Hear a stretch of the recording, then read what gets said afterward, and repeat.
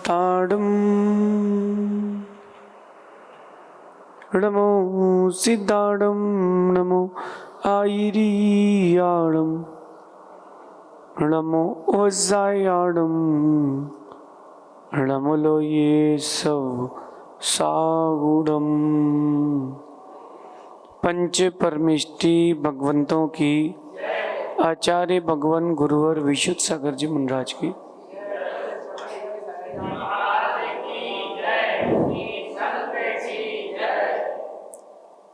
या हम सभी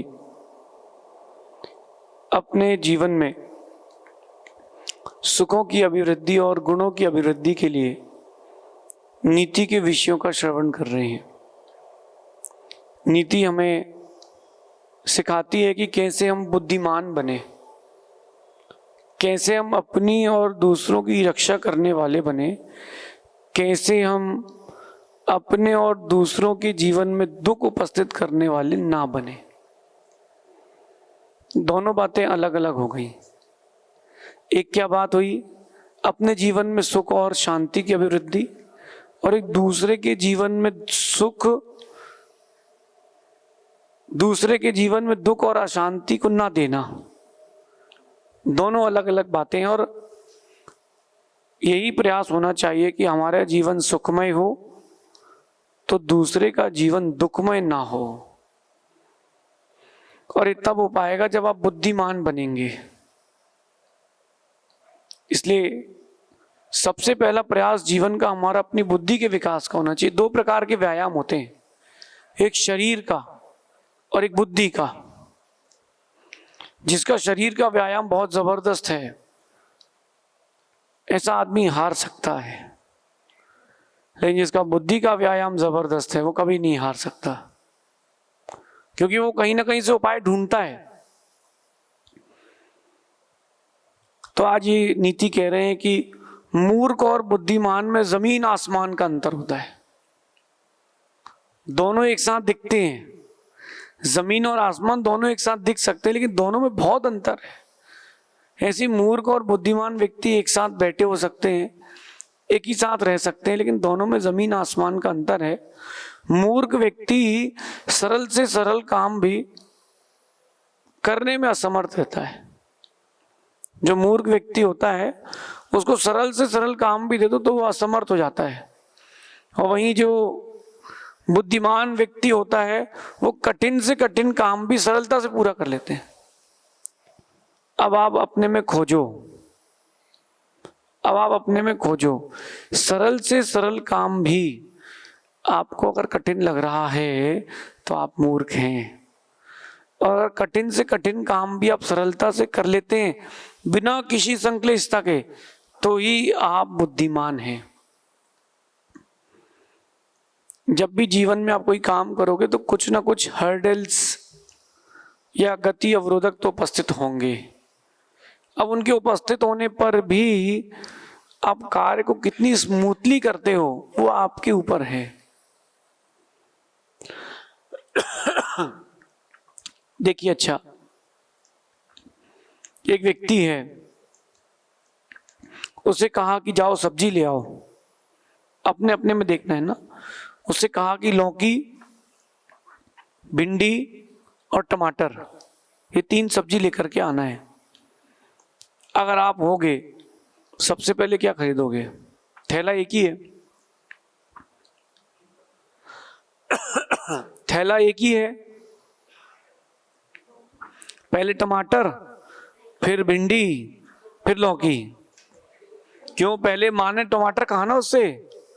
समझदार व्यक्ति पहले लौकी लेगा, फिर भिंडी लेगा और फिर टमाटर। ऐसा क्यों? वो टमाटर दब के समाप्त हो जाएंगे। अच्छा, कभी आप सब्जी मंडी जाओगे तो ऐसा ही करोगे कि नहीं? नहीं, ये तो आप यहां बोल रहे हो क्योंकि प्रतिबुद्धों के सामने प्रतिबुद्ध उत्तर दिए जाते हैं। जब कोई ऐसा कारण उपस्थित हो तब आप अपनी प्रतिबुद्धता लगाएं, तब बात है, उसको कहते हैं प्रेजेंस ऑफ माइंड। ये आपको लगाना चाहिए, फ्रैक्शन ऑफ सेकंड में आना चाहिए। और फ्रैक्शन ऑफ सेकंड में अगर वो नहीं आया तो आप बुद्धिमान नहीं हैं। जैसे एक व्यक्ति ट्रेन में जा रहा था और पैसे लिया था और उसको लगा कि कहीं कुछ दिक्कत ना हो जाए, तो थोड़ा डरा हुआ था।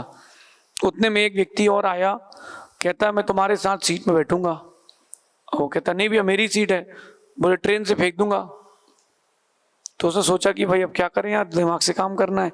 बोले आधी आपकी आधी हमारी सीट। लेकिन वो धीरे से कहता है कि मैं जहाँ जा रहा हूँ, इलाज कराने जा रहा हूँ, मुझे सोते सोते टॉयलेट हो जाती है। तो बोले मुझे क्या करना? बोले आप साथ में सीट में सो रहे हो तो आप देख के काम करना, प्रेजेंस ऑफ माइंड देखना। कुछ नहीं, रात को दोनों सोए, उसने बोतल पलटा ली क्योंकि उसको डर था कहीं कि उसके पास जो पैसे है वो कहीं चोरी ना हो जाए, कहीं जान को हानि ना हो जाए। अब वो उठ के देखता है अरे तो गीला कर दिया इसने। अब वो उठ के दूसरी सीट पे चला गया, वो शांति से सो गया, बच गया। ये प्रेजेंस ऑफ माइंड है। अपने इस माइंड को प्रेजेंस ऑफ माइंड बनाने के लिए क्या करें? तो सबसे बेस्ट तरीका है, जो परिस्थितियां दूसरों के सामने उपस्थित हो रही हैं उनका समाधान अपन खोजें।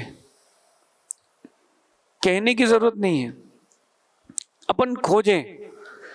कोई व्यक्ति बाजार गया है सामान लेने और ट्रैफिक जाम है, उस समय वो क्या करे? अर्जेंट पहुंचना है। अगर आप होते तो क्या करते?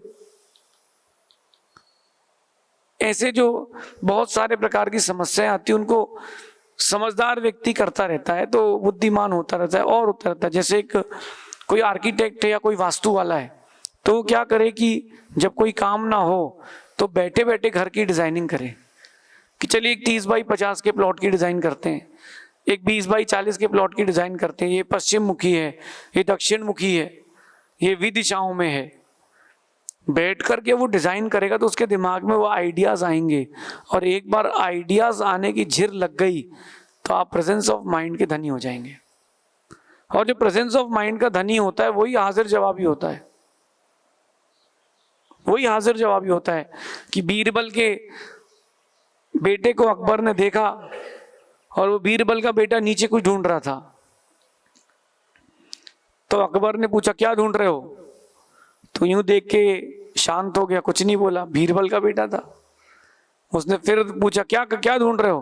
बोले बाप घूम गया है, ढूंढ रहा हूं। तो वो कहता है अकबर अगर मैं बता दूंगा तो आधा आधा बांट लेंगे। बोले ये प्रेजेंस ऑफ माइंड देखो आप कि अकबर से भी बोला तो उसने कितनी समझदारी से बोला। जब भी जीवन में कोई बात हो तो प्रेजेंस ऑफ माइंड को अपने सामने रखें। अगर आपका प्रेजेंस ऑफ माइंड डेवलप्ड है, ये मान के चलना कि सारी समस्याओं का समाधान चुटकी में माना कि अभी यहां पर साउंड नहीं है, माना कि, तो बुद्धिमान व्यक्ति को उस परिस्थिति में क्या बेस्ट हो सकता है वो सर्व करना चाहिए।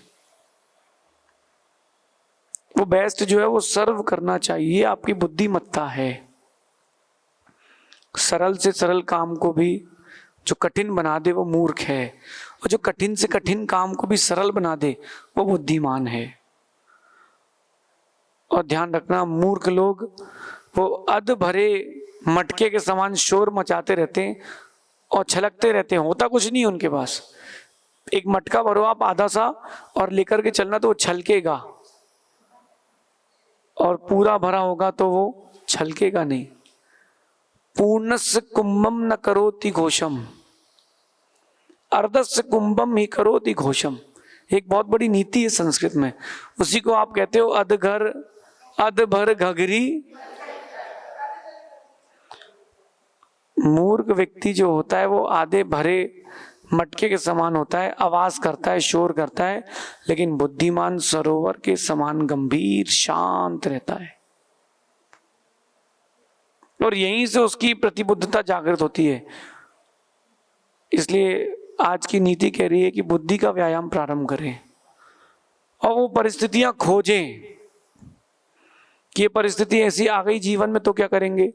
जो दूसरों के जीवन में उपस्थित हो रही हैं परिस्थितियां, उनके समाधान स्वयं खोजें, कहना नहीं किसी से, वो समाधान खोजते रहें। Practice makes a man perfect. वो समाधान खोजते रहेंगे तो एक दिन आप समाधान देने लायक बन जाएंगे। ये आज की नीति है। बुद्धिमान लोग सरोवर के समान गंभीर शांत रहते हैं, बातें नहीं करते, हल्ला नहीं करते। मूर्ख लोग आधे भरे मटके के समान शोर करते हैं, पानी भी जाता है, शोर भी होता है। पुराने दिन याद करना, जब आपसे कोई काम कहा जाता हो और सबसे पहले आप बहाना ढूंढते हो कि नहीं हो पाएगा, इसका मतलब आप बुद्धिमान नहीं हो। बुद्धिमान व्यक्ति करना जानता है। जो बुद्धिमान होता है ना, वो करना जानता है और इतनी शॉर्ट में वो स्विच करना चाहता है कि मतलब आप सोच भी नहीं सकते, स्मूथली। जैसे कोई नया खिलाड़ी हो, सब्जी बनाने वाला, तो उसको बोलना बेटा ये ले लो छुरी और ये सब्जी ले लो, उसका छिलका निकालो, तो बिल्कुल एक एक आराम से ऐसा निकालता है छिलका, एकदम बिल्कुल धीरे धीरे। और जो पुराने होते हैं वो, उनने तो यूं यूं यूं किया और हो गया खत्म। अब वो जो नया है वो सोचे कि इसने जल्दी कैसे कर लिया, उसको प्रैक्टिस है। आप भी कार्य को सरल करने की प्रैक्टिस करें। कोई भी समस्या उपस्थित हो, पहले पॉजिटिव एटीट्यूड में आए, चलो होगा, फिर समाधान खोजना तो मिल जाएगा। जैसे आप पॉजिटिव एटीट्यूड में आओगे, प्रकृति आपका साथ देगी, और आप नेगेटिव एटीट्यूड में आओगे तो प्रकृति आपके विरुद्ध हो जाएगी। अभी धूप है कि छांव, कम है कि ज्यादा? धूप अभी गर्मी वाली तो नहीं है, लेकिन धूप है। लेकिन धूप गर्मी वाली नहीं, लेकिन ह्यूमिडिटी है, चिपचिपापन है। इसका मतलब अब गर्मी जाने वाली है, उतर रही है। अब समझदार व्यक्ति होगा तो वो गर्मी के सामान खरीदने के लिए तैयारी नहीं करेगा। बुद्धिमान बनिए, समय को समझें और कार्य को समझें, उसको पूर्ण करने की प्रणाली भी समझें। बुद्धिमान बनेंगे तो मूर्ख नहीं कहलाएंगे। आजकल में 100 में से 60-70 लोग जिम जाते हैं। 100 में से 60-70% लोग जिम जाते हैं, और उसमें जेंट्स भी हैं, लेडीज भी हैं, मेल फीमेल दोनों हैं। लेकिन देखो, शरीर का व्यायाम चल रहा है और बुद्धि के व्यायाम से शून्य हो रहे हैं। बुद्धि के व्यायाम से शून्य हो रहे हैं, शरीर का व्यायाम क्या करेगा? बौद्धिक स्तर में अपने आप को बढ़ाएं, क्योंकि बुद्धिमान व्यक्ति टकले को भी कंघी बेच लेता है। हाँ, मूर्ख व्यक्ति बाल वाले कोई कंघी नहीं बेच पाएगा। अपने जैसा आदमी हो तो टकले को तो कंघी भी बेचेगा, टोपी भी बेचेगा। कैसे? पहले टकले को बोलना आप पहले कैप खरीदो एक। बोले क्यों खरीदूं? बोला आप कैप खरीदो ताकि आप टकले ना देखो, और फिर कंघी लो जो ऊपर की जेब में रख के चलो, क्योंकि कंघी वही रख के चलता है जो टकला नहीं होता है, तो आपका टकलापन छुपेगा। युक्ति है, खोजो और जीतो। ये अपनी आज की नीति है कि अपने बौद्धिक व्यायाम को प्रसारित करें, अपने बौद्धिक व्यायाम की और अपनी शक्ति का संचार करें, तब आप बुद्धिमान बन पाएंगे, मूर्खता से हट पाएंगे, वरना जैसे आए थे वैसे ही ऊपर चले जाएंगे। भगवान महावीर स्वामी की